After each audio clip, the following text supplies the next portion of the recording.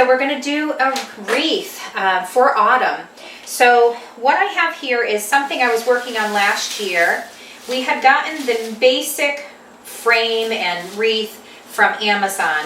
And what I did was I added last year, I added like little, actually these came with it. I have added these before, so I had to think about it. But these were already on it, but I did add these little pumpkins. So it was a basic wreath, spring, whatever, and I made it more into fall. So I'm noticing a few things. The leaves are getting kind of worn and they're starting to look kind of teal. So I'm going to freshen these up. I'm going to leave these pumpkins on, and I have some pieces from another, just all kinds of things, from like the Dollar Tree, from things I had laying around, from other projects. So little pieces of elements of fall. Like I have some glittery leaves, I have some pine cones from out in nature. You can always decorate with that, and it's free.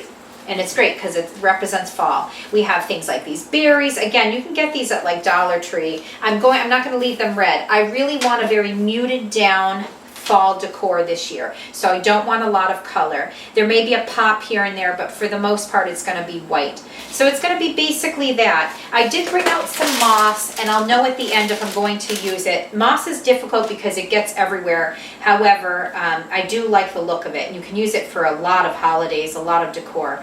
So I may use that, I'm not sure. But I'm just going to kind of go, I'm not going to give you a tutorial here on how to make something. I don't have a certain thing in mind. I did have a wreath that I was looking forward to getting. It was about $25, quite reasonable actually, at Amazon. But I thought, I have a wreath, I have some items. What if I try to have that as an inspiration and try to do it myself? So if you have the elements laying around, or you have a Dollar Tree near you, and you have a basic frame, or maybe you have a wreath you just want to perfect, you can do this much cheaper. I'm going to work on that. I do have green spray paint and a white spray paint because I'm going to try to touch this up a little bit. I'm not sure how I'm going to like this. I don't want this teal color, but it is forest green, so we're going to see. But I think I'm going to mute it down the best that I can. So let's do it.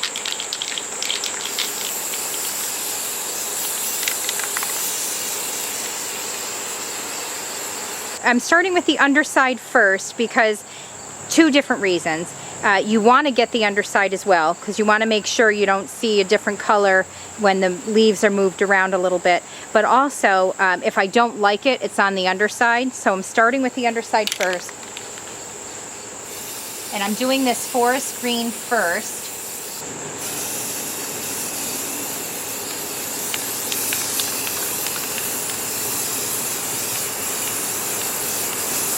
While I'm waiting for that to dry, I'm going to do some of my little elements here. I'm going to paint them in white.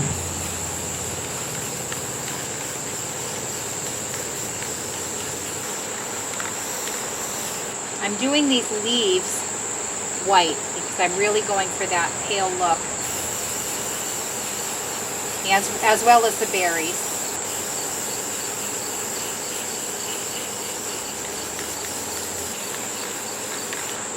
These I'm going to just kind of give a brush where I want a little green to show through. And this I just wanted a more white pumpkin instead of an off-white. And it needed a refresh anyway.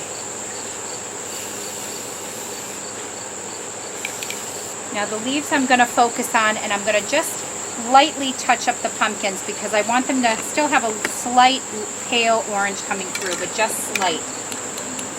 But mostly the leaves. Maybe a little green coming through.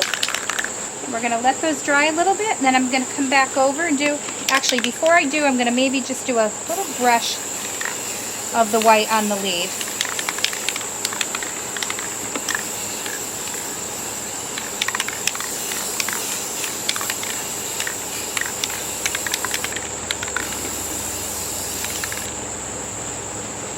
All right, we're going to let that dry for a bit before we flip it over. Okay, so we're going to get the other side with the green.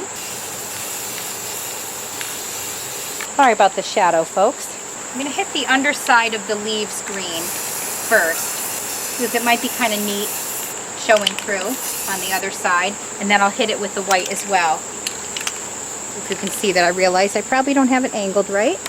So those glittery leaves here I did with a little green first, and then give it a white. So hopefully if some of it comes through, it'll kind of get a glimpse of the green slightly. I'm not sure if it'll work out that way, but we're going to try it. So we just sprayed a little of that green on the wreath, and now we're going to go to the white. And any of the berries that turn green, we're going to try to get it with the white again too.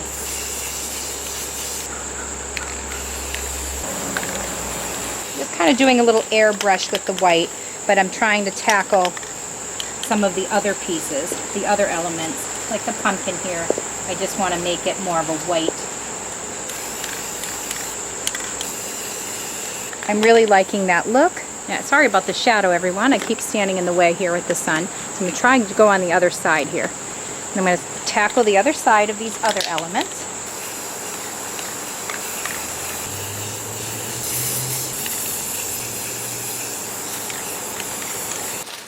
Right now I'm just figuring out where I want everything to go.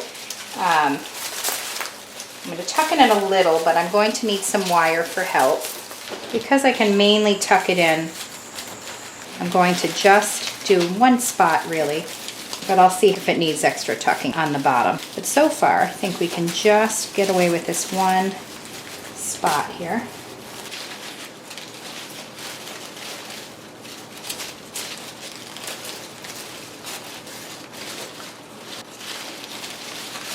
This particular one I can't really tuck in, so I'm going to tie it in two different spots. And I like that they're splayed out a bit, so I'm just going to take really just maybe two of these and kind of get them together, just because I want the rest to be kind of splayed out instead of all tucked in. So just when you get towards the end, you have a little bit of give still. Just start to twist it and then tuck those wires in slightly so they don't stick out and pick anybody. And even when they're tied up a little with that wire, they can still be splayed out a bit. A couple of random pieces of eucalyptus. We're going to kind of try to tuck that in, but I don't think I'm going to be able to. So I'm going to have to put that around it as well with a metal wire.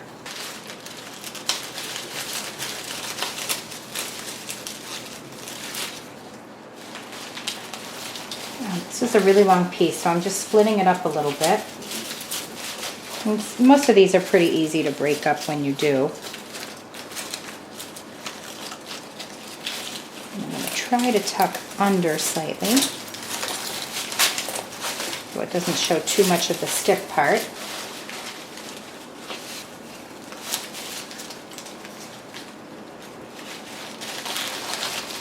So you can get the wire around a couple of different times, and then in the back, just twist as you get towards the end so it will stay.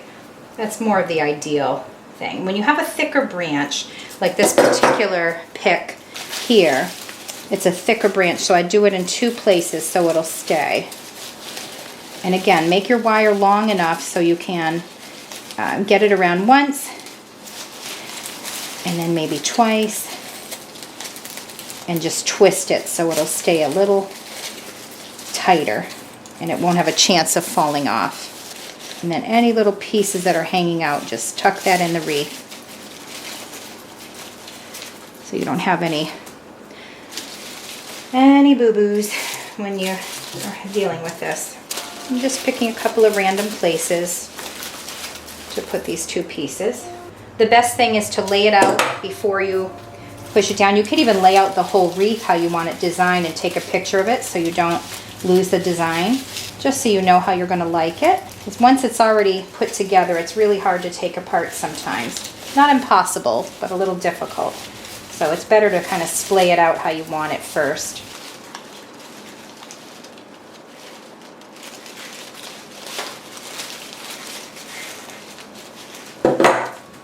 Now that's on a pick.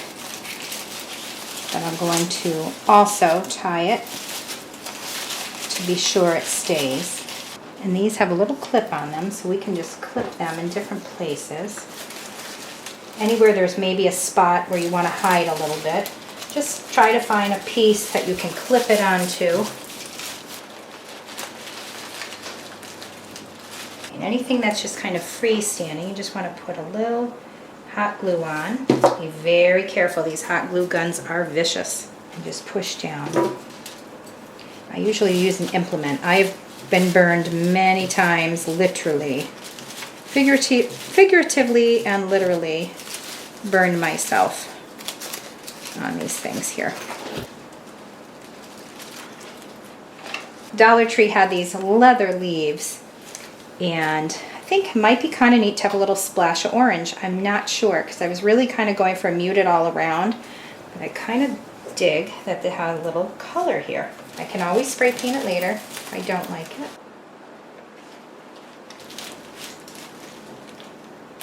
The point is to make this very full, but you don't want to be silly and just start adding random things just to make it full. So I'm kind of trying to look around as I go. I'm looking to see if I like the design. There's a blue, because I thought maybe it'd be neat to have a little splash of a blue, but thinking that maybe is too much going on. Even not sure if I like this off-white one. More of a yellowy. Just trying to decide if I want pine cones on here as well. I kind of like the idea of a pine cone here and there, but I don't want to just randomly place things just to place them. Maybe I move that and do more of a thing there.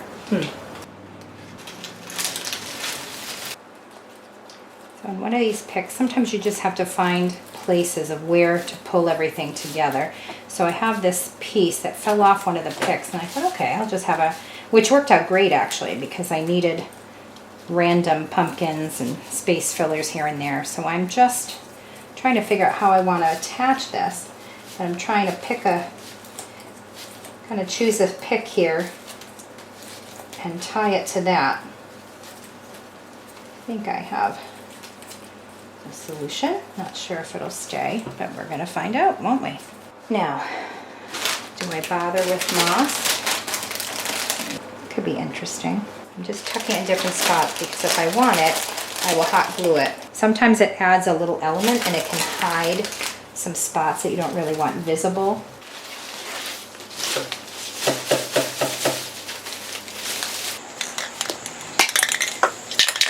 Give it a light dusting. I realized I didn't like too much of the color going on, so I'm just going to add a light dusting of everything again.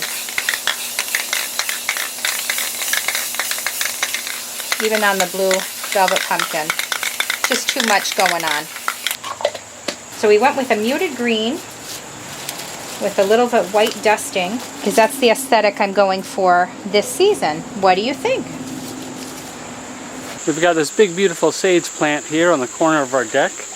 But it looks kind of off scale in a tiny little pot. I'm not ready to put it in a bigger pot soil wise. I do have this big pot we found at the side of the road. It needs some cleaning up. There's no drainage holes in it. It's way big, way too big for this. It's way too deep for the little sage plant. So I'm going to build a little riser in there after I clean this up and drill some drainage holes. And it's going to look fantastic.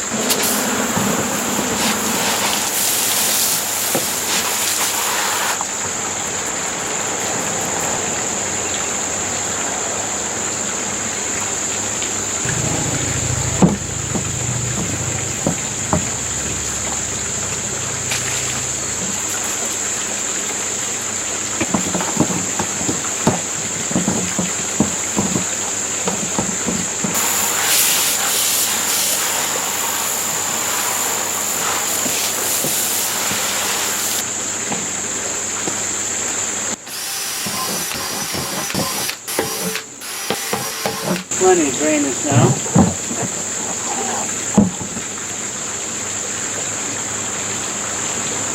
I don't want to open the top here, I want it to be sunk in a little bit.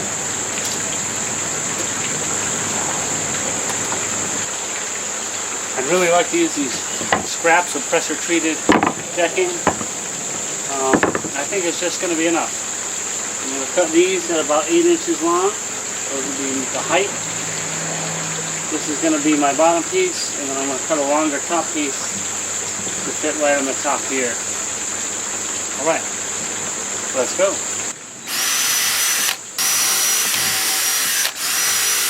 My bottom piece here, these are my uprights. I'm going to tap them together here.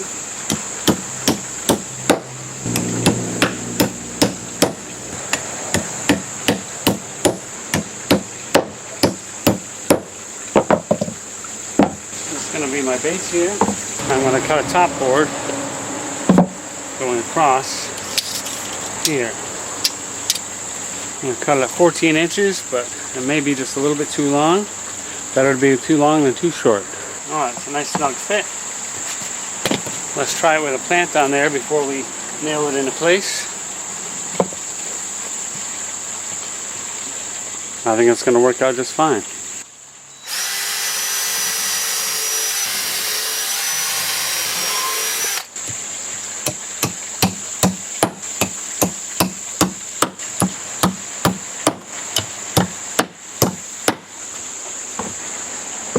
Okay, now just to prevent this from being too top heavy, I'm going to weigh it down with chunks of bricks down at the bottom of the pot.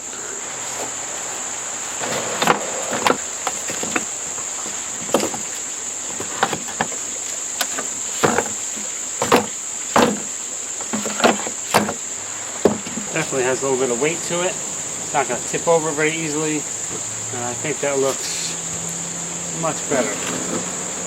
What do you think? So the next project is I'm taking this old coir mat that was a welcome mat in on our side deck, and it says Hello Fall. It's starting to fade.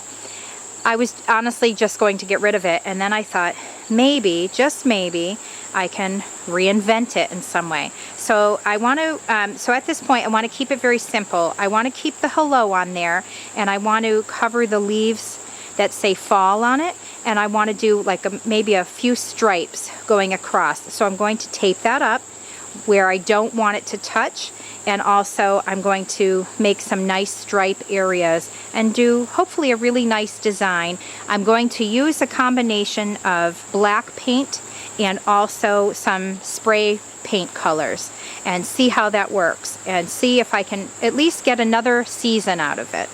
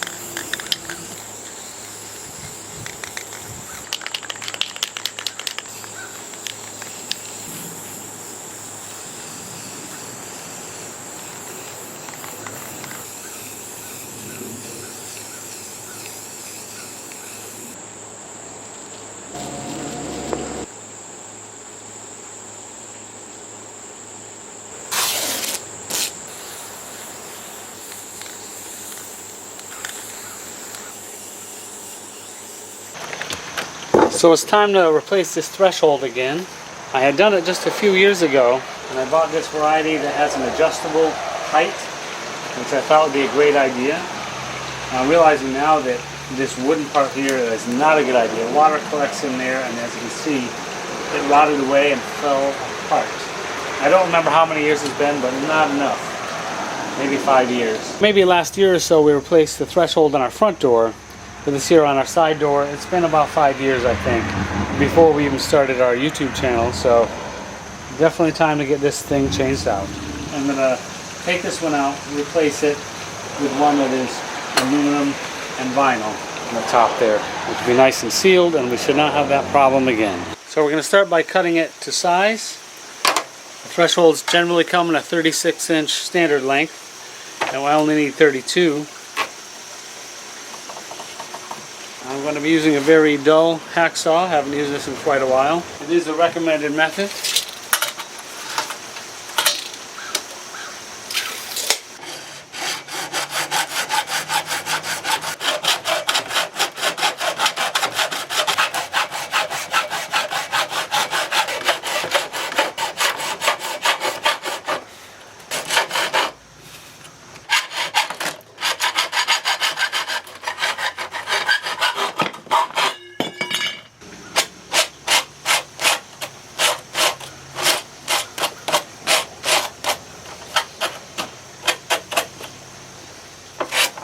Start off by cutting some of this trim off. I cut this previously years ago when I replaced this originally. So I'm just going to score it along the area where I removed it before and caulk it back into place. And that will allow me to take this off easier and put the new one right in there.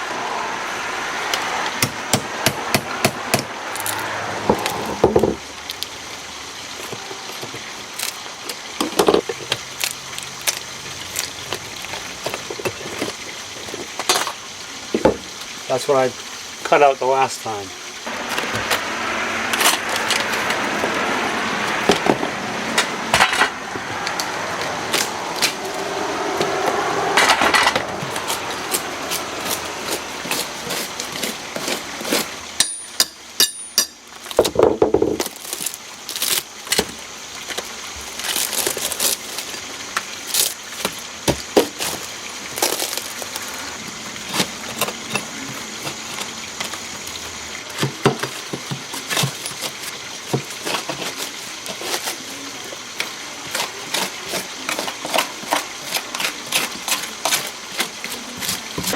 This OSB board that was under here was obviously not the right choice. I think it was the only thing I had available at the time.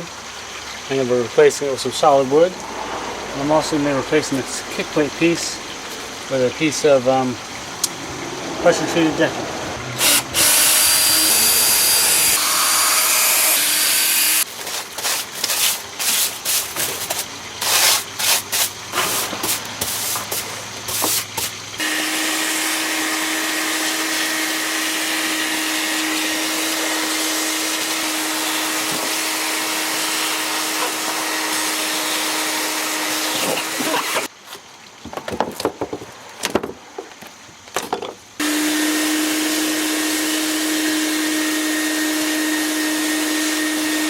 Okay, we're going to generously apply the silicone caulking all the way around.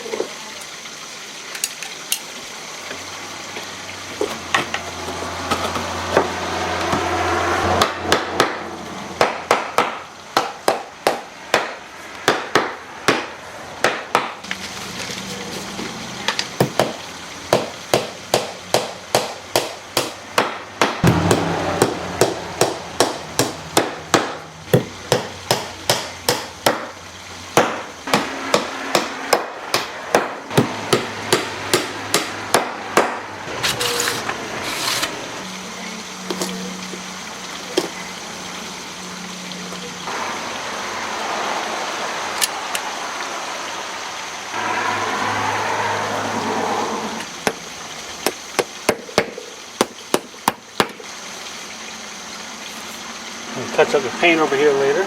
But next I'm going to work on this kick plate. So I've cut the piece from my kick plate out of more pressure treated wood. But while I have that off, let's see what I can do about replacing this little strip of siding. It's starting to crumble.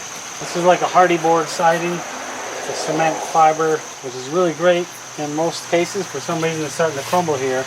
Let's see if I can cut this off here and replace it with a piece of wood.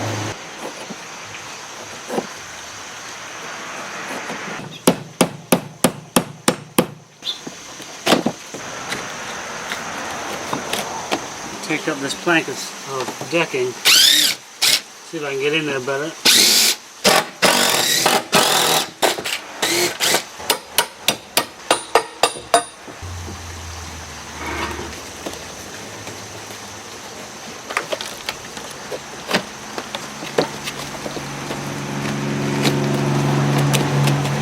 since I'm going to be staining this new kick plate, figure I'll give the whole deck a sanding and stain the whole thing, touch it up a bit.